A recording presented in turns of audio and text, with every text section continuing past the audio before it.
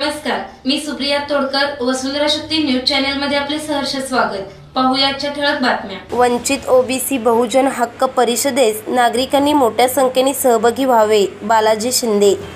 21 जानेवारी रोजी धनंजय गार्डन पाडमळे सांगली येथे होणाऱ्या वंचित ओबीसी बहुजन हक्क परिषदेच्या पार्श्वभूमीवर संत सेना महाराज भवन विक्रमनगर इचलकरंजी येथे मंगळवार 16 जानेवारी रोजी श्री संत गाडगे महाराज चॅरिटेबल ट्रस्ट यांच्या वतीने बैठकीचे आयोजित करण्यात आले होते।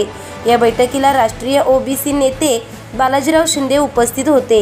यावेळी त्यांनी केंद्र सरकारने रोहिणी आयोग देश पातळीवर लागू करावा, महाराष्ट्रात जातीनिहाय जनगणना करून संख्येच्या प्रमाणात आरक्षणाची टक्केवारी वाढवावी, महाराष्ट्र मागासवर्ग कायदा 2005 नुसार आरक्षणाचे सामाजिक सर्वेक्षण करण्यात यावे, ओबीसी बलुतेदारांना ओबीसी आरक्षणातून उपवर्ग तयार करून संख्येच्या प्रमाणात स्वतंत्र 5% आरक्षण देण्यात यावे, सारथी महाज्योतीच्या धर्तीवर पारंपरिक बलुतेदारांच्या कौशल्य विकास व शैक्षणिक सवलती योजनेसाठी विश्वकर्मा कौशल्य विकास व प्रशिक्षण संस्था स्थापन करण्यात यावी, सर्व बलुतेदार घटकांसाठी राष्ट्रसंत गाडगेबाबा आर्थिक विकास महामंडळ स्थापन करून 1000 कोटीचा निधी देण्यात यावा, तसेच अल्पसंख्याक मागास ओबीसी घटकांचा ॲट्रॉसिटी अत्याचार प्रतिबंधक कायद्यात समावेश करावा, अशा प्रमुख मागण्या या बैठकीवेळी करण्यात आल्या।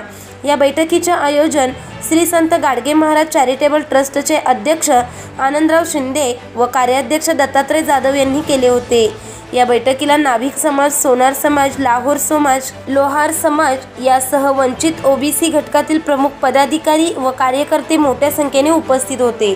शक्ती न्यूज यूट्यूब चॅनेलला सबस्क्राइब करा आणि परिसरातील ताज्या घडामोडी सर्वात आधी बघण्यासाठी बेल आयकॉनला क्लिक करा।